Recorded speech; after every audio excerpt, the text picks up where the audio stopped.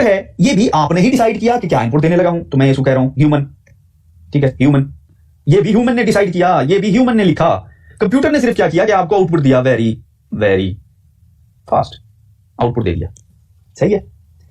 अब दोस्तों, क्योंकि अब हम अपना जर्नी मशीन लर्निंग के जंगल के अंदर शुरू करने लगे हैं, तो इट्स वेरी वेरी क्रूशल कि हम एक दफा बर्ड आई व्यू देख लें कि what we are going to learn.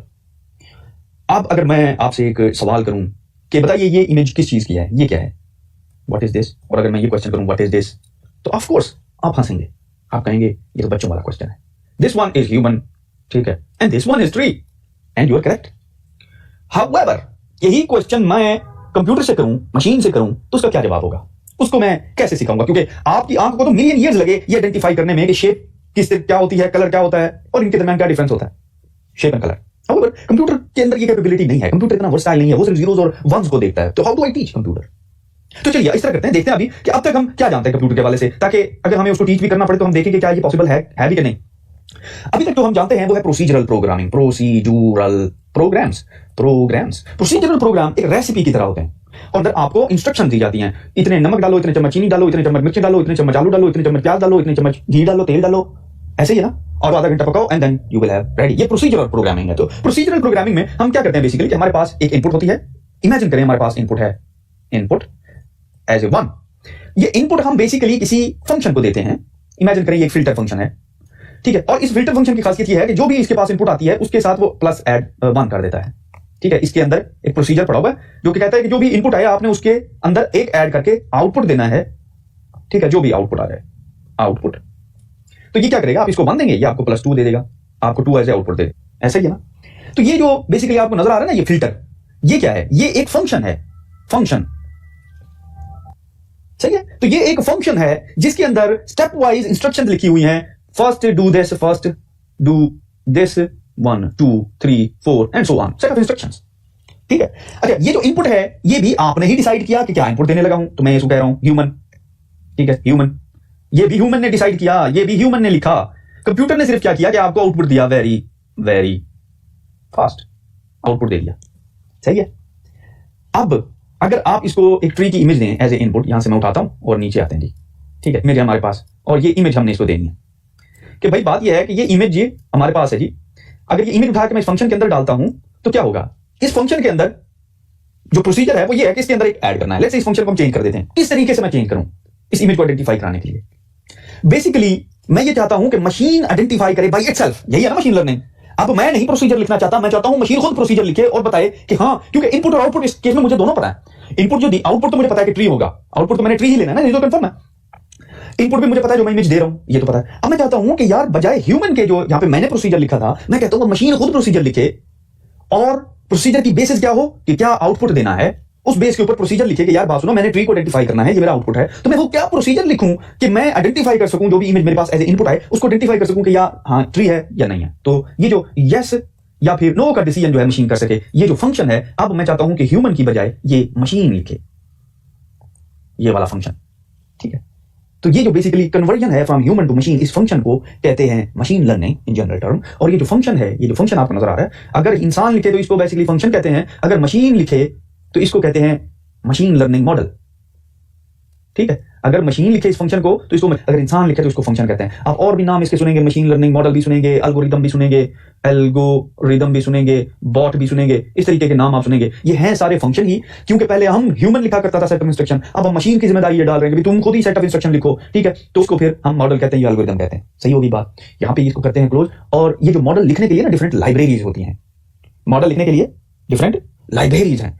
उन लाइब्रेरीज में से one of the biggest library है scikit learn. Scikit learn, scikit learn. तो नेक्स्ट लेक्चर के अंदर हम लोग सब उनके बारे में सीखेंगे कि किस तरीके से वो हमें हेल्प आउट करती है मशीन लर्निंग मॉडल्स को राइट करने में, यानी कि डिजाइन करने में। ठीक है, तो ये मिसाल आपको याद रहेगी, इनपुट देते हैं, आउटपुट और प्रोसीजर लिखता है ह्यूमन। ठीक है, प्रोसीजरल प्रोग्रामिंग में, और हम आउटपुट लेते हैं। हाउएवर जब हम मशीन लर्निंग लैंडस्केप में जाते हैं तो बेसिकली हमें इनपुट भी पता होती है, आउटपुट भी एक्सपेक्टेड पता होती है, लेकिन हम ये कहते हैं कि मशीन फिगर आउट करे कि बेस्ड ऑन दिस आउटपुट वो क्या प्रोसीजर होगा, कि वो कहते हैं कि मशीन फिगर आउट करे कि बेस्ड ऑन दिस आउटपुट वो क्या प्रोसीजर होगा कि वो डिस्टिंग्विश कर सकेगी between yes and no, between tree and human. ठीक है, तो इसको, इस फंक्शन को जो मशीन खुद लिखती है, इसको मॉडल कहते हैं, मशीन लर्निंग मॉडल या एल्गोरिदम या फिर बॉट।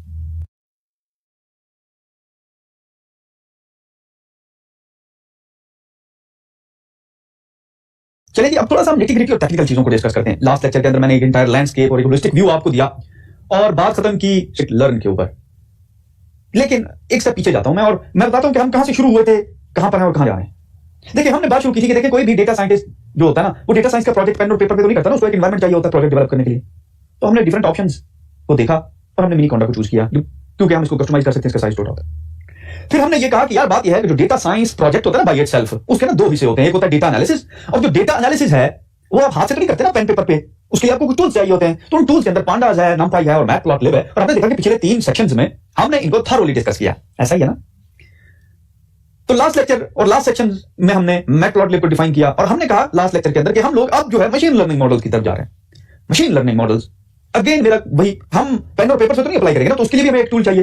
तो वो टूल एक इंडस्ट्री स्टैंडर्ड है, दी गो टू टूल है मशीन लर्निंग और डेटा साइंटिस्ट के लिए, उसको कहते हैं scikit-learn। scikit-learn। सवाल ये पैदा होता है इधर बैठ के, यहां पे आप ये मुझसे कह सकते हैं ओके, आपने कहा डेटा एनालिसिस के लिए पांडा, नमपाई, मैटप्लॉटलिब यूज होता है, हमने आपकी बात मानी और वो सही साबित हुई कि जब हमने डेटा एनालिसिस किया तो पांडा, नमपाई, मैटप्लॉटलिब ने हमारी बहुत ज्यादा हेल्प की डेटा को मैनेज करने के लिए, प्लॉट करने के लिए। That is true, okay. लेकिन scikit-learn के बारे में हम आपकी बात कैसे माने? चलिए हम ये देखते हैं कि है क्या चीज है scikit-learn। देखिए scikit-learn जो है ना, वो जो डेटा आपने डेटा एनालिसिस के दरमियान प्रिपेयर किया था उसको लेता है और उस डेटा के अंदर पैटर्न्स फाइंड करता है। हलवा हो गई ना बात? कोई इतनी बड़ी साइंस तो नहीं है कि वो आप डेटा उसको देते हैं, वो जो sklearn है वो उस डेटा में से पैटर्न फाइंड करके आपको देगा। लेकिन sklearn एक स्टेप ऊपर जाता है, ना सिर्फ वो पैटर्न फाइंड करता है बल्कि वो आपको उस मॉडल को मजीद फाइन ट्यून करने में भी मदद देता है कि यार इसको किस तरीके से तुम बेहतर बना सकते हो। लेकिन इससे पहले कि हम ये देखें कि हाँ sklearn को हमने कैसे यूज करना है, हम इस तरह करते हैं कि पहले ये देख लेते हैं कि यार बात यह है कि क्या sklearn is the only option या कोई और भी ऑप्शंस हैं? There are many other options, लेकिन sklearn क्यों? सवाल ये है। उसकी सबसे पहली रीजन ये है कि जो हमने पीछे इकोसिस्टम बनाया है ना, जो कि एक स्टैंडर्ड है, इंडस्ट्री स्टैंडर्ड इकोसिस्टम है, उसके साथ कंपैटिबिलिटी सबसे बेहतर sklearn की है, क्योंकि ये भी अगेन पाइथन के अंदर लिखा गया। एक चीज। दूसरी ये कि आपके पास, जैसा कि मैंने रूट और फ्रूट वाली मिसाल दी थी शुरू में, मैंने कहा मैंगो का ट्री है, आपके पास दो ऑप्शंस हैं, या तो आप आम खाएं या गुठलियां गिनें। यानी कि या तो आप मशीन लर्निंग के अंदर मशीन लर्निंग मॉडल के एल्गोरिथम जाके मैथमेटिक्स में डिजाइन करें, ठीक है, और फिर उसकी प्रोग्रामिंग होगी और फिर वो अप्लाई होंगे। लेकिन वो आपकी जॉब नहीं है, वो आपका काम नहीं है। एज ए डेटा साइंटिस्ट आपका काम है एप्लीकेशन ओरिएंटेड, कि किस तरीके से आप एग्जिस्टिंग प्रॉब्लम को मशीन लर्निंग मॉडल अप्लाई करके सॉल्व कर सकते हैं। तो आपने सिर्फ मशीन लर्निंग मॉडल को अप्लाई करना सीखना है। तो इसके अंदर बहुत सारे machine learning models built in मौजूद हैं जिनको आपने यूज करना है। तो आपकी जो मैथमेटिक्स वाली बैकग्राउंड वाली चीज है वो इक्वेशन से बाहर चली जाती है, यू डोंट नीड दैट। अगर किसी को जरूरत है भी सही तो वो sklearn वाली टीम को है, जो कि बेसिकली वो मॉडल जो है वो इनकॉर्पोरेट इंटीग्रेट कर रहे हैं, आपने सिर्फ उनको यूज करना है। यहां पर तो चीज क्लियर हो गया। और तीसरी चीज ये है कि अगेन sklearn हमें ये कैपेबिलिटी देता है कि हम उस मॉडल को फाइन ट्यून कर सकें, इवैल्यूएट कर सकें और बेहतर से बेहतर बना सकें। अब मैं आपको जो sklearn का कंप्लीट लाइफ साइकिल है ना एक प्रोजेक्ट का, वो आपको दिखाने लगा हूं कि किस तरीके से ये इंटायर वर्क फ्लो चलता है। सबसे पहले तो हम डेटा लेते हैं जी, वो डेटा हम लेके उस डेटा के मुताबिक एक मॉडल पिक करते हैं और वो पिक भी sklearn से ही करते हैं। फिर वो मॉडल जो है उसके ऊपर हम मॉडल फिट करते हैं उस डेटा के ऊपर, ठीक है। पहले हमने मॉडल पिक किया और फिर हमने मॉडल को फिट किया। अब जब मॉडल फिट किया तो हम इवैल्यूएट करते हैं क्या यार ये मॉडल ठीक भी फिट किया है कि नहीं किया। देखें, कंप्यूटर जो है वो उसके ऊपर काम कर रहा है, जो इनपुट हम उसको बता रहे हैं। कंप्यूटर की और तो सेंसेस नहीं है ना, तो इसीलिए हम इवैल्यूएट करते हैं मॉडल को, क्या यार ये जो मैंने मॉडल फिट किया ये ठीक भी किया कि नहीं किया। एक दूसरी चीज कि अगर ठीक नहीं किया तो किस तरीके से इसको इंप्रूव कर सकता हूं, और फाइनली हम इसको सेव करते हैं। ये है इंटायर वर्क फ्लो scikit-learn का एक इंटायर लाइफ साइकिल। अब आखिरी सवाल यहाँ पे ये बचता है कि हम लोग क्या कवर करने वाले हैं इस पूरे सेक्शन के अंदर। हम लोग एक तो इंटायर वर्क फ्लो के बारे में जानेंगे कि किस तरीके से एक प्रोजेक्ट आप शुरू से एंड तक करते हैं। सही में हम सीखेंगे कि किस तरीके से डेटा को रेडी करना है, किस तरीके से मॉडल चूज करना है, किस तरीके से उसको फिट करना है, फाइन ट्यून करना है। अच्छा, मैं टेक्निकल टर्मिनोलॉजीज खुद जान के यूज नहीं करा क्योंकि मैंने अभी तक आपको वो इंट्रोड्यूस नहीं कराई ना, तो इसलिए जाती होगी कि अगर मैं आपको यहाँ पे टेक्निकल जार्गन बताना शुरू कर दूं कि यार जो ट्यून करने के लिए खास टर्म यूज होती है तो वो उसको ये कहते हैं, तो I don't want to put you in that. आप यूज समझ लीजिए, हम उसको ट्यून करेंगे, हम उसको बेहतर बनाएंगे। फिर हम प्रेडिक्शन के बारे में सीखेंगे, उन प्रेडिक्शन को इवैल्यूएट करना और अपने मॉडल को इंप्रूव करना सीखेंगे। और फाइनली हम लोग ये सीखेंगे कि किस तरीके से हम उस मॉडल को सेव कर सकते हैं ताकि हमारे टीम मेंबर या कोई और अगर हमारे मॉडल को यूज करना चाहे तो वो यूज कर सके। यहाँ पे इस लेक्चर को क्लोज करते हैं। नेक्स्ट लेक्चर में हम लोग अगर हमारे मॉडल को यूज करना चाहे तो वो यूज कर सके। यहाँ पे इस लेक्चर को क्लोज करते हैं। नेक्स्ट लेक्चर में हम लोग प्रैक्टिकल से शुरू करेंगे।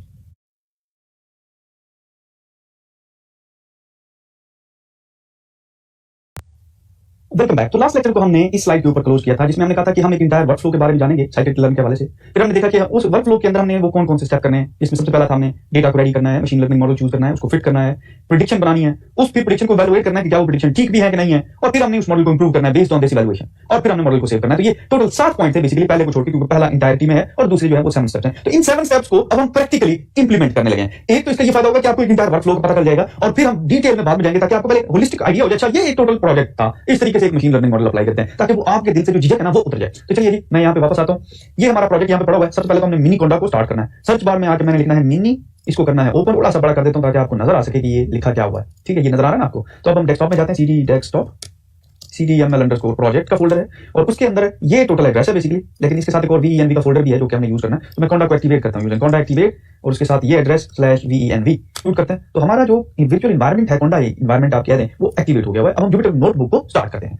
JUPYTERNOTEBEOOK बुक इंटर करते हैं। जुपिटर नोटबुक हमारा स्टार्ट हो गया। तो मैं आपके सामने ले आता हूँ ये सारा जुपिटर नोटबुक। ये देखिए, ये हमारी जुपिटर नोटबुक है। ठीक है, तो चलिए सबसे पहले तो हम एक फाइल क्रिएट करते हैं, एक नई फाइल, न्यू पाइथन 3।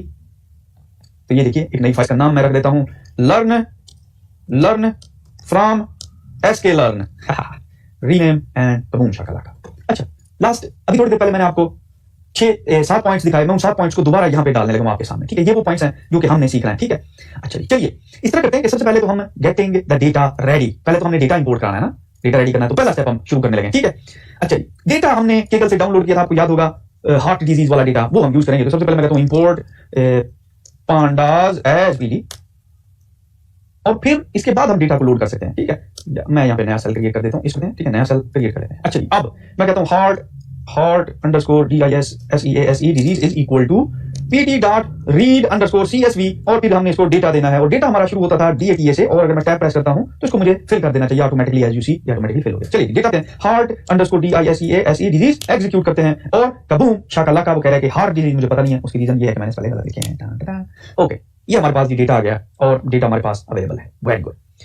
अब थोड़ा सा मैं जरा इस डेटा की आपको अनाटॉमी बता देता हूं। अब इस डेटा के अंदर ये जो टारगेट का कॉलम नजर आ रहा है ना, ये वो बेसिकली पैरामीटर है, या ये वो वेरिएबल है जो कि हमें बताता है कि पेशेंट सर्वाइव्ड और नॉट सर्वाइव्ड। तो ये हमने प्रिडिक्ट करना है। किस बेसिस पे प्रिडिक्ट करना है? ये जो जितना भी आपको बाकी वेरिएबल नजर आ रहे हैं ना, ये वाले तो बाकी वेरिएबल नजर आ रहे हैं ना, ये वाले, इन वेरिएबल्स की बेस पे हमने प्रिडिक्ट करना है कि हमारा टारगेट क्या आता है। ठीक है, मैं यहां पे डाल देता हूं 2 कॉलम्स। ठीक है, ये है हमारी प्रिडिक्शन जो कि हमने प्रिडिक्ट करना है, प्रिडिक्ट, और ये है हमारा डेटा जो कि हमने इनपुट करना है, या बेस डेटा इसको कहते हैं, बेसिक। ठीक है, बेस।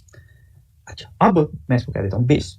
अब जरा आप गौर करें, तो इसका मतलब यह है कि हमारे डेटा के 2 पार्ट्स बनने चाहिए ना, हमारे डेटा के 2 पार्ट्स बनने चाहिए। तो अगर इन पार्ट्स को मैं इस तरीके से डिवाइड करूं, मैं कहूं यार ये जो मेरा ब्लू है ना, मैं इसको कह देता हूं ये एक्स है, और ये जो मेरा येलो है ये वाई है डेटा। तो अब मुझे ये बताइए कौन सा डेटा किसके ऊपर असरअंदाज हो रहा है? एक्स वाई के ऊपर असरअंदाज हो रहा है, या वाई एक्स के ऊपर हो रहा है? जरा सोचिए कि क्या किसी की एज और उसकी हार्ट डिजीज उसके लाइफ के ऊपर असरअंदाज होती है, या लाइफ उसकी एज और हार्ट डिजीज के ऊपर असरअंदाज होती है? ऑफ कोर्स एक्स जो है वो असरअंदाज हो रहा है वाई के ऊपर। अब मैं आपको ये क्यों बता रहा हूं? मैं आपको इसलिए ये बता रहा हूं कि जब भी आप डेटा को डिवाइड करते हैं, आप 2 बेसिस के ऊपर करते हैं, डिपेंडेंट और इंडिपेंडेंट वेरिएबल। तो वाई जो है वो डिपेंडेंट है आपके एक्स के ऊपर जो कि इंडिपेंडेंट है।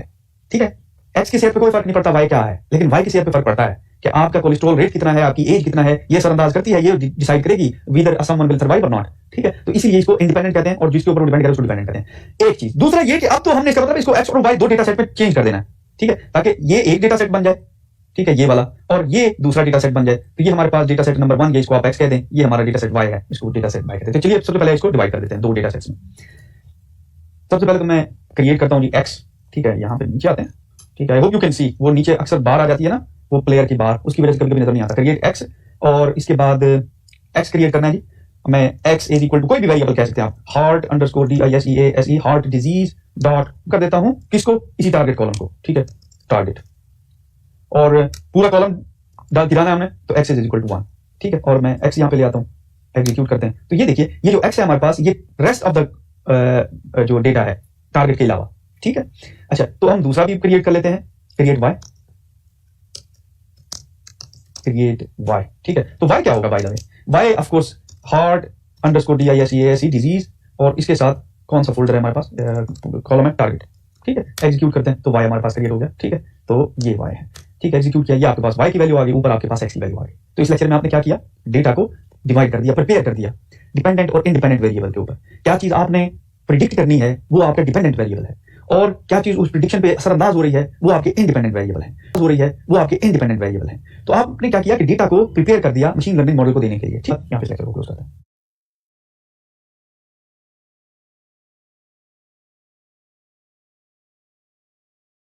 Hello and welcome back. दोस्तों, लास्ट लेक्चर के अंदर मैंने आपको डिपेंडेंट और इंडिपेंडेंट वेरिएबल के बारे में समझाया, और फिर उसी बेसिस के ऊपर हमने अपने डेटा के दो हिस्से कर दिए। ठीक है, अब अगर मेरे दिल की तसल्ली नहीं हुई तो मैंने सोचा कि एक दफा दोबारा रीआइट्रेट कर देता हूं और फिर हम नेक्स्ट करेंगे। देखें, आपके पास ये जो डेटा है ना, उस डेटा में से एक चीज तो आपको पता है कि आपने प्रिडिक्ट करनी है। क्या चीज प्रिडिक्ट करनी है जी? आपने टारगेट प्रिडिक्ट करना है। टारगेट है सर्वाइव्ड और नॉट, आपने ये प्रिडिक्ट करना है, सर्वाइव्ड और नॉट, ये आपने प्रिडिक्ट करना है। अब ये किस बेसिस पे प्रिडिक्ट करना है आपने? ऑफ कोर्स उसके लिए आपके पास गिवन है कुछ वेरिएबल्स जिनको मैं ब्लू बॉक्स में डाल रहा हूं। ठीक है, अब जो चीज आपने प्रिडिक्ट करनी होती है ना, वो होती है डिपेंडेंट वेरिएबल, डिपेंडेंट, क्योंकि वो डिपेंडेंट है ना बाकी चीजों के ऊपर। और जो बेसिकली आप यूज कर रहे हैं वेरिएबल, ठीक है, जो बाकी वेरिएबल हैं उनको कहते हैं इंडिपेंडेंट वेरिएबल, इंडिपेंडेंट। ठीक है, वेरिएबल्स। तो हमने डेटा को डिपेंडेंट और इंडिपेंडेंट में तकसीम किया। मैंने इसको कहा ये एक्स है और मैंने इसको कहा ये हमारा वाई है। ठीक है, यहां तक हमने लास्ट लेक्चर में बात को क्लोज किया था कि हमने डेटा के दो हिस्से बनाए based on the dependent and independent variable. ठीक है, और हम अब आगे चलते हैं। नेक्स्ट हमारा काम क्या है? नेक्स्ट हमारा काम है एक मशीन लर्निंग मॉडल को चूज करना। ठीक है, मैं यहां पे कहता हूं choose right machine learning model. अब चूज राइट जब मैंने कहा तो ये अगेन सब्जेक्टिव हो जाता है, क्योंकि you have to try different models और ये comes with experience. However at the moment, क्योंकि हम एक इंटायर वर्कफ्लो में जा रहे हैं और you don't have to worry about the nitty-gritty and small parts, क्योंकि मकसद आपको स्मॉल पार्ट सिखाना नहीं है। अगर स्मॉल पार्ट सिखाना हो तो मैं उस तरफ जा रहा होता। मकसद जो चीज सिखाना है वो ये कि आपको इंटायर वर्कफ्लो दिखाना है। ठीक है, वापस चलते हैं। दूसरा क्या है जी? Choose machine learning model. ठीक है, तो यहां पे आते हैं, यही चीज मैं यहां पे डाल देता हूं, चूज मशीन लर्निंग मॉडल। ठीक होगी बात। मशीन लर्निंग मॉडल कहां से आएगा? मशीन लर्निंग मॉडल आएगा साइकिल लर्न से। तो मैं साइकिल लर्न को इंपोर्ट करता हूं फ्रॉम एसके लर्न डॉट इन SEMBLE ensemble import random forest classifier. अब ये मुझे कैसे पता चला कि रैंडम फॉरेस्ट क्लासीफायर है?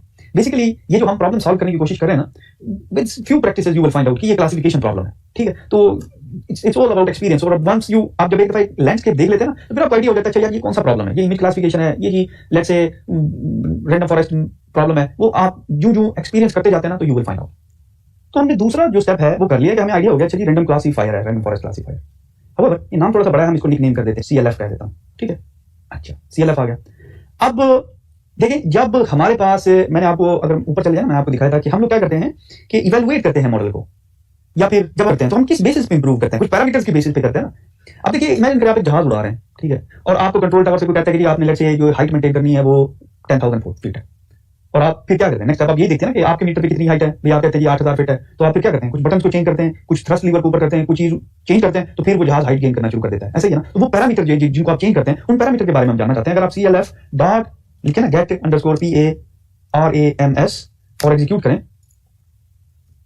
तो आपको एरर आएगा, और उसकी रीजन ये है कि हम इसको ऐसे करते हैं, CLF is equal to random forest classifier, यहां पे हम लोग इसको असाइन करते हैं। Now you see you get the results. ठीक है, अब ये क्या आपके सामने आ गई है? आपने ये अभी परेशानी होना यार ये क्या गिबरिश चीजें लिखी हुई हैं।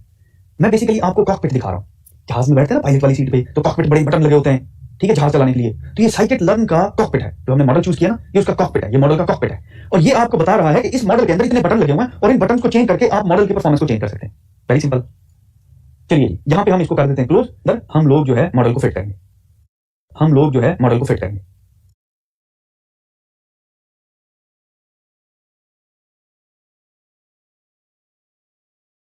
चलिए जी, मॉडल को फिट करते हैं। तीसरा हमारा पॉइंट है, नीचे चलते हैं, यहाँ पे मॉडल फिट करना है। अच्छा, अब मॉडल को फिट करने के लिए हमें सबसे पहले तो डेटा को स्प्लिट करना है। टेस्ट और ट्रेन डेटा में याद है आपको, हम टेस्ट और ट्रेन डेटा में स्प्लिट करते थे। ये जो मॉडल फिटिंग की या फिर टेस्ट और ट्रेन डेटा को स्प्लिट करना है, ये स्प्लिट सेकंड का काम है साइकिट लर्न के लिए। वो कैसे? मैं साइकिट लर्न को इंपोर्ट करता हूं using sklearn dot model underscore selection import train underscore test underscore split. ठीक है, तो ये हमने क्या करना है कि ट्रेन और टेस्ट डेटा को स्प्लिट करना है। याद है शुरू में मैंने आपको बताया था कि दो डेटा हम रख लेते हैं, एक एक्चुअल एग्जाम के लिए रखते हैं और बाकी जो है ट्रेनिंग के लिए रखते हैं। तो बेसिकली वही काम करने लगे। डेटा हमारा कौन से वेरिएबल में? एक्स में है और वाई में है। ठीक है, और हमने किस किस में स्प्लिट करना है? और टेस्ट में, यही है ना, ऐसा ही है ना। तो मैं इस तरह करता हूँ कि एक्स ट्रेन, और मैं यहाँ पे कह देता हूँ कि एक्स अंडरस्कोर ट्रेन कामा एक्स अंडरस्कोर टेस्ट। सही होगी बात। इसी तरह हमारे पास आ जाएगा वाई अंडरस्कोर ट्रेन और आ जाएगा वाई अंडरस्कोर टेस्ट। ठीक है, तो हमारे पास कितने वेरिएबल हो गए? 4। हमने इसको डिवाइड कर दिया ट्रेन और टेस्ट में, दोनों को, एक्स और वाई को। अच्छा, इसके नाम रखे हैं, डेटा स्प्लिट अब होने लगा। तो ये जो टेस्ट ट्रेन स्प्लिट है ना, बेसिकली इसको हम यूज करेंगे और हम इसको डेटा देंगे। डेटा कौन है? एक्स और वाई है हमारे पास डेटा, ठीक है। और कितना हमने ट्रेन के लिए रखना है और कितना टेस्ट के लिए रखना है, ये कैसे बताएंगे? तो वो यहां पे हम बताते हैं test underscore size is equal to, अब यहां पे परसेंटेज में देना हमने। लेट्स से अगर मैं कहता हूं 0.3, मैं कह रहा हूं 30%, ठीक है। तो मैं क्या कह रहा हूं कि 30% आप टेस्ट के लिए रख लें, फाइनल एग्जाम के लिए, बड़े एग्जाम के लिए, फाइनल जिसके अंदर हम टेस्ट करेंगे मॉडल को। अब जो 70% है उसके ऊपर हम अपना डेटा को ट्रेन करेंगे। ठीक होगी बात? ये तो क्लियर होगी बात ना? तो चलिए इसको एग्जीक्यूट करते हैं। अब हमने क्या किया हुआ है कि 30% हमने रख दिया फाइनल एग्जाम के लिए, बड़े एग्जाम के लिए, जिसके ऊपर हम अपने मॉडल को जो है वो टेस्ट करेंगे। अब हम डेटा हमारा स्प्लिट हो गया, अब हम सिंपल अपना मॉडल फिट कर सकते हैं। मॉडल फिट करना इतना ना आप हंस पड़ेंगे, आप कहेंगे बस यही थी मशीन लर्निंग। CLF हमारा यही है ना मॉडल, हमने दिया हुआ CLF को, रैंडम फॉरेस्ट क्लासिफायर। आपने यहाँ पर क्या लिखना है? Target fit. लो जी, ये काम है, और जिसके ऊपर करना है वो वेरिएबल आपने यहाँ पे देने, ट्रेन कामा y अंडरस्कोर ट्रेन। लो जी, मॉडल फिट हो गया। और देखो हाउएवर अगर मैं इसको एग्जीक्यूट करता हूं तो you will not see anything. मैं इसको एग्जीक्यूट करता हूं, आपको कोई रिजल्ट नहीं नजर आ रहा, रादर ये डिफॉल्ट पैरामीटर नजर आ रही है, ये इनकी डिफॉल्ट वैल्यू हमने ये रखी है, ठीक है। लेकिन एट द मोमेंट हमारा मॉडल जो है वो फिट हो गया हुआ है, ठीक है, ट्रेंड हो गया हुआ है। फिट का मतलब है ट्रेंड हो गया हुआ है, ठीक है। यहाँ पे इस लेक्चर को करते हैं क्लोज। नेक्स्ट लेक्चर में हमने क्या करना है, ऊपर चलते हैं, हमने अपना मॉडल इवैल्यूएट करना है, इसका रिजल्ट देखना है, फिट करा के देखना है कि क्या टेस्ट डेटा के ऊपर इफेक्ट होता भी है कि नहीं। अगर होता है तो इसका क्या रिजल्ट है, टेस्ट डेटा के ऊपर इफेक्ट होता भी है कि नहीं, अगर होता है तो इसका क्या रिजल्ट है, ठीक है। तो यहाँ पे इस लेक्चर क्लोज।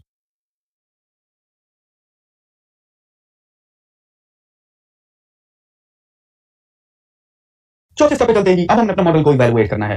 अच्छा, अब इवैल्यूएट फिट तो हो गया हमारे पास, ठीक है। तो अब इस तरह करते हैं कि हम प्रेडिक्शन रन करते हैं, जिसके ऊपर हमारे पास जो टेस्ट डेटा है, हम फाइनली टेस्ट डेटा उठाते हैं, ठीक है, और प्रेडिक्शन रन करते हैं। तो मैं एक वेरिएबल डिफाइन करने लगा हूं और उसको कहते हैं let's say predicted underscore y, predicted y कोई भी वैल्यू है, प्रेडिक्टेड y, ठीक है। और हम CLF को बुलाते हैं, इसी के अंदर हमारा मॉडल पड़ा हुआ ना, और इसको कहते हैं यार प्रेडिक्ट करो।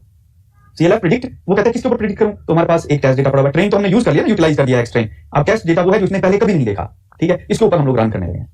अच्छा, अब मैं इसको एग्जीक्यूट करता हूं। वैल्यूज है बेसिकली वो प्रेडिक्टेड y के अंदर आ गई हैं। तो जरा देखते हैं प्रेडिक्टेड y किस तरीके का दिखता है।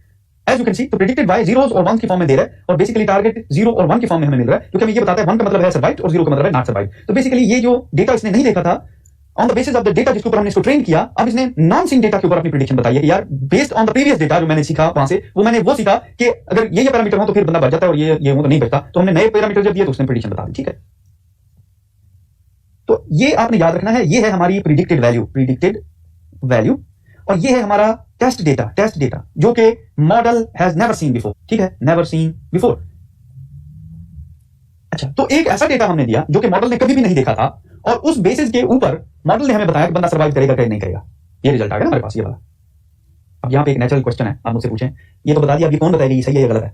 एग्जैक्टली यही हमारा नेक्स्ट स्टेप है कि इसको इवैल्यूएट करना कि क्या कितने परसेंट ये ठीक है डेटा, कितने परसेंट ये मैच कर रहा है हमारे एक्चुअल डेटा के साथ। तो चलिए देखते हैं, एक सिंपल कमांड है वो हम यूज करते हैं, और वो हमें बताएगी कि परसेंटेज कितनी है एक्यूरेसी की, ठीक है।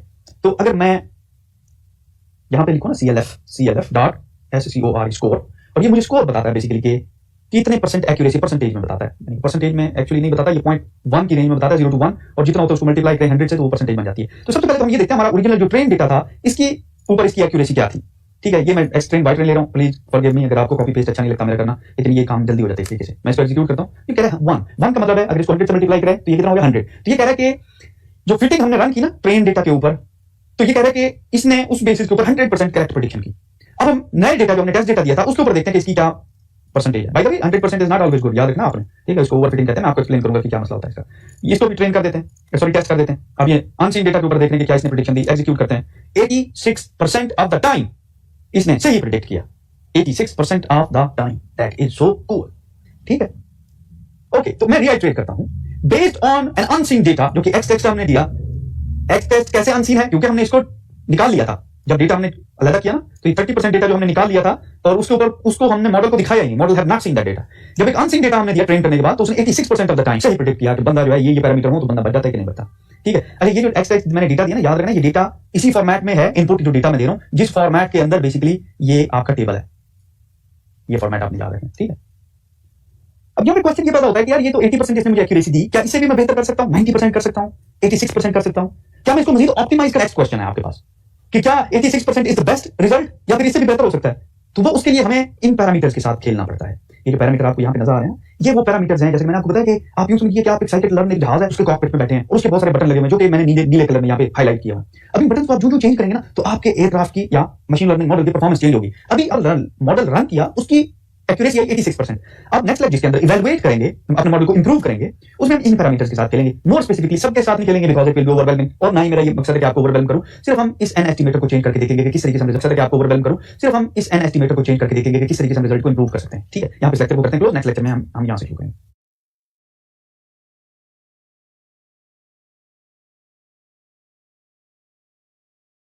दोस्तों इस लेक्चर के अंदर हम लोग मॉडल को इंप्रूव करना सीखेंगे। लास्ट लेक्चर में आपने देखा कि हमारा स्कोर जो है वो 80% आ रहा था, तो मैंने कहा कि बहुत सारे पैरामीटर्स हैं जो कि मैंने ऊपर आपको दिखाए थे, इनको हम प्ले अराउंड कर सकते हैं। तो हम इस पैरामीटर को सिर्फ छेड़छाड़ करेंगे, देखेंगे कि हमारी मॉडल की एक्यूरेसी पे क्या फर्क पड़ रहा है। अच्छा, एक तो तरीका ये है कि जैसा कि हमने यहाँ पे फिट किया ना, यहाँ पे मॉडल को फिट किया ये वाला, यहाँ पे हम पैरामीटर दे सकते हैं। दूसरा तरीका ये है कि हमारा ये जो रैंडम फॉरेस्ट क्लासीफायर है ना, ये वाला, ठीक है, ये चीज इसको उठा लेता हूं मैं और हम इसको पैरामीटर्स दें। मिसाल के तौर पे यहाँ पे मैं कह देता हूँ ये जो n अंडरस्कोर एस्टिमेटर्स है ना is equal to let's say 10 कह देता हूँ। तो इसको इवैल्यूएट करते हैं विद 10, ठीक है, let's say then we evaluate it with 20, 30, 40, 50 and so on. However ये कोई अच्छा तरीका तो नहीं है, हम सिंपल फॉर लूप लगा के भी यही काम कर सकते हैं। तो सिंपल मैं फॉर लूप लगाने लगा हूं। ये देखिए मैं कहता हूं फॉर आई इन रेंज, और रेंज हम लेके जाते हैं 10 से 200 तक और 10 का स्टेप लेते हैं, ठीक है। और हम कहते हैं कि इस रेंज के लिए आपने रन करना है यूजिंग दिस। हाउएवर यहां पे 10 की बजाय मैं आई रिप्लेस कर देता हूं, ठीक है। और डॉट फिट रन करना है, और फिट कौन सा डेटा हमने करवाना है, फिट करवाना है। फिट के लिए हम ट्रेन डेटा देते हैं। ये देखिए एक्स ट्रेन वाई ट्रेन, वापस आते हैं यहाँ पे, sorry, x underscore train TRAIN comma y underscore train, ठीक है। ये हमारे पास फिट हो गया डेटा ट्रेन के साथ। ट्रेन वो वाली ट्रेन नहीं है जो पटरी पे चलती है, ये ट्रेन मॉडल ट्रेन है। अच्छा, मैं इस तरह करता हूँ कि थोड़ा सा इसको फैंसी बनाने लगे। अब यहाँ पे हमें रिजल्ट मिल गया। अगर हम यहाँ पे चाहें तो सिंपल इस CLF जो डेटा है ना, इसका हम स्कोर देख सकते हैं, based SCOR score based on. अब हमारे पास टेस्ट डेटा हम डालने लगे, x underscore test comma y underscore test. अब थोड़ा सा इसको प्रिटिफाई करने लगे, ठीक है। प्रिटिफाई इस तरह करते हैं कि मैं यहाँ पे प्रिंट स्टेटमेंट दे देता हूँ, कहता हूँ स्ट्रिंग के साथ कि जी यूजिंग बल्कि क्या देता हूँ running model with I estimators, ठीक है। मॉडल रन किया, उसके बाद अब ये स्कोर प्रिंट कराना है हमने, तो इसके लिए भी एफस्ट्रिंग यूज करते हैं यूजिंग एफस्ट्रिंग। एफस्ट्रिंग में हम लिखते हैं जी एक्यूरेसी इज, और ये सारी की सारी चीज जो है हम डालेंगे एक प्लेस होल्डर के अंदर, जो कि समथिंग लाइक दिस। प्रॉब्लम तो नहीं है, कॉपी पेस्ट किया मैंने। अगर कॉपी पेस्ट में प्रॉब्लम है तो आप मुझे बताएं, मैं आइंदा नहीं करूंगा, ठीक है। ओके, गुड हो गई जी बात। अब हम इसको रन करते हैं और ये हमें बताएगा कि जी हमारा जो मॉडल जब हम वैल्यू चेंज करते हैं तो इसकी एक्यूरेसी पे क्या फर्क पड़ता है। एग्जीक्यूट करते हैं, as you get an error क्योंकि अनएस्टिमेटर्स ऐसा होना चाहिए। एग्जीक्यूट करते हैं, नाउ यू सी कि अब हमारे पास जो है मॉडल रन हो रहा है और हम इसकी एक्यूरेसी देख रहे हैं। और ये हमें बता रहा है कि 10 के साथ 83, 80, 82, 84, 5, 2, 84, 3, 2, 83, 83, 80, 84, 85.7। 85.7 जो है वो मैक्स एक्यूरेसी आती है हमें 190 एन एस्टिमेटर्स के ऊपर, ठीक है। तो इसका मतलब ये है कि अगर हम इसको रन करें, जब हम फिट करते हैं यहाँ पे, तो एन एस्टिमेटर हमारा 190 वो वैल्यू है जो कि हमें मैक्सिमम एक्यूरेसी प्रोवाइड करती है हमारे डेटा की। तो कंग्रेचुलेशन, आपने एक पैरामीटर तो ट्यून कर लिया और अब यहाँ पे आप सिंपल 190 यूज कर सकते हैं, ठीक है, क्योंकि अब आपको पता चल गया कि 190 वो वैल्यू है एन एस्टिमेटर्स की जो कि आपको मैक्सिमम एक्यूरेसी प्रोवाइड करती है, ठीक है। अच्छा, यहाँ पे इस लेक्चर को करते हैं क्लोज, क्योंकि अब हमने मैक्सिमम, अच्छा बाय द वे ये देखिए 70 पर भी है, 85.7 ही है, ठीक है। तो आपने देखना है कि कौन सी एन एस्टिमेटर की वैल्यू आपको बेटर रिजल्ट दे रही है। यहाँ पे इस लेक्चर को करते हैं क्लोज। ये तो था हमारा 5th पॉइंट, और नेक्स्ट लेक्चर के अंदर हम अपने इस पूरे साइकिल को, प्रोजेक्ट साइकिल को कंप्लीट करेंगे और मॉडल को सेव करेंगे, ठीक है, और समराइज करेंगे।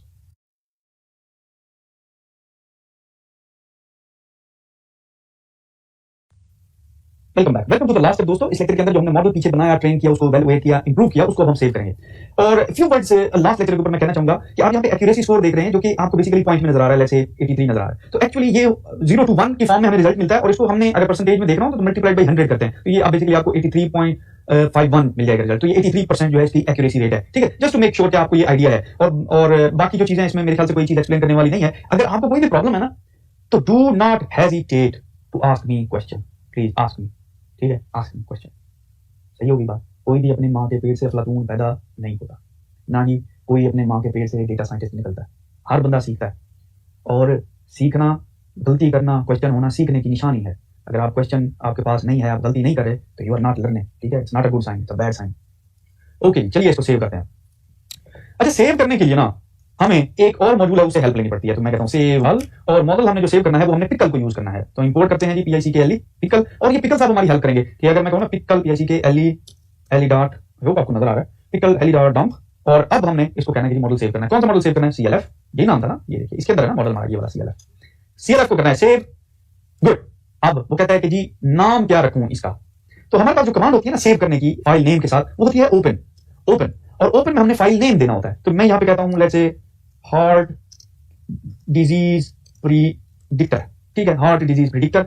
और लेट्स से इसको हम सेव करना चाहते हैं, सॉरी इसको, अच्छा हमने सेव करना है। एक तो इसका फॉर्मेट आपने याद रखना है, फॉर्मेट है .pkl, फॉर्मेट आपने देना है। और उसके बाद मोड है कि क्या आप इसको सेव करना चाहते हैं या लोड करना चाहते हैं। जब आप सेव करते हैं तो आप राइट करते हैं, ठीक है, तो इसके लिए कमांड है राइट WB का मतलब है राइट बाइनरी। तो एक्सप्लेन करता हूं ये। तो जब मैं इसको एग्जीक्यूट करूंगा तो आप देखेंगे कि हमारा मॉडल सेव हो जाएगा। मैं इसको एग्जीक्यूट करता हूं, वापस चलते हैं, and here is pickle file हमारी। कंग्रेचुलेशन, आपने ना सिर्फ स्क्रैच से एक डेटा लिया और एक मॉडल प्रिडिक्शन मॉडल बनाया, बल्कि उसको सेव भी कर दिया। आप ये अपने दोस्त के साथ भी शेयर कर सकते हैं और उसको कह सकते हैं यार ये मेरा मैंने बनाया, इस पे तू डेटा अपना, तेरे पास हॉस्पिटल है तो उसका डेटा रन करिए, तो 86% जो है वो करेक्ट रिजल्ट देगा।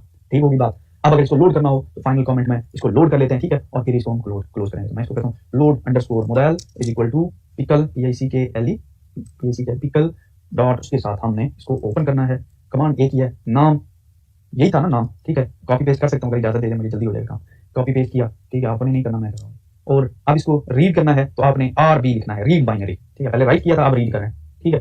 अच्छा, अब कैसे चेक होगा, कैसे पता चलेगा कि हमारा मॉडल लोड हुआ कि नहीं हुआ? तो मैं LOAD करता हूँ। बाय द वे लोड के पहले मैंने देखा नहीं, क्या गलत लिखा है, LOAD होता है load underscore model dot score check कर लेते हैं, पता चल जाएगा कि मॉडल हमारा लोड हुआ भी है कि नहीं। तो X अंडरस्कोर टेस्ट डाल देता हूँ, सही है जी, X अंडरस्कोर टेस्ट और Y अंडरस्कोर टेस्ट कामा Y अंडरस्कोर टेस्ट का स्कोर बताओ। एग्जीक्यूट करते हैं, यही था ना हमारा लास्ट स्कोर, ये नजर आ रहा है आपको, एग्जैक्टली वही है। इसका मतलब ये है कि ना सिर्फ हमने करेक्टली मॉडल को सेव किया बल्कि उसको रीड भी किया। बस आपने ये याद रखना, कमांड दोनों किया है, ठीक है, दोनों किया ओपन है, लेकिन ओपन किस मोड में करना है वो डिसाइड करेगा कि आपकी फाइल सेव होगी या रीड होगी, ठीक है। तो उसके बाद आपने WB लिखना है, राइट बाइनरी, RB लिखना है, रीड बाइनरी, इसमें तो कोई प्रॉब्लम नहीं है ना। This is so cool guys. तो चलिए एक बार दोबारा मैं आपको एक ओवरव्यू दे देता हूं कि टोटल जो है हमारे पास 7 स्टेप है। अब हम समराइज करने लगे इसको। हमारे पास क्योंकि डेटा फ्रेम बनाना है तो हमारे पास पांडास होना चाहिए, ठीक है ना भाई। मैंने बाद में इंपोर्ट की थी कोई चीज टेस्ट करने के लिए, आपने इस वाले से परेशान होना, ठीक है, क्योंकि मैं लेक्चर की प्रिपरेशन जब करता हूं ना तो फिर I try to look other aspects that I can tell you, ठीक है। हमने रीड किया जी, उसके बाद डेटा को स्प्लिट किया, सेकंड टाइम हमने क्या किया जी, पैरामीटर देखे, ठीक है, और मशीन लर्निंग मॉडल चूज किया। उसके बाद हमने वो मॉडल अप्लाई किया, फिट किया मॉडल को, फिर इवैल्यूएट किया मॉडल को, देखा कि जी क्या हमें रिजल्ट मिल रहे हैं, उसका एक्यूरेसी स्कोर देखा और हमने कहा कि 83% स्कोर ठीक नहीं है, क्या हम इसको इंप्रूव कर सकते हैं। फिफ्थ पॉइंट पे हमने डिफरेंट एन एस्टिमेटर लगा के इसको, कैन एस्टिमेटर 190 तो हमें बेस्ट रिजल्ट दे रहा है और इसके साथ एक और भी था वो भी बेस्ट रिजल्ट दे रहा है। हमने कहा N90 की हम N90 के साथ चलेंगे। फिर हमने कहा जी मॉडल तो हमारा बेहतर हो गया जी N90 के साथ, 190 के साथ, तो फिर हमने उसको सेव कर दिया यूजिंग पिकर और फिर बाद में उसको रीड कराया। तो congratulation guys, that's all. Now आपने पूरा 14वीं का चांद देख लिया है, हर फीचर उसका देख लिया है। अब जो भी हम काम करेंगे आप देखेंगे कि इन्हीं फीचर्स को हम फाइन ट्यून कर रहे होंगे, इन्हीं फीचर्स की डिटेल में जा रहे होंगे। ये एक वो लेआउट है, वो बैकग्राउंड है, वो ब्लूप्रिंट है, वो मैप है, वो टेम्पलेट है जिसके ऊपर आपने अपने डेटा साइंस प्रोजेक्ट्स करने। आसान है ना, मुश्किल तो नहीं है, हलवा है आपने अपने डेटा साइंस प्रोजेक्ट्स करने।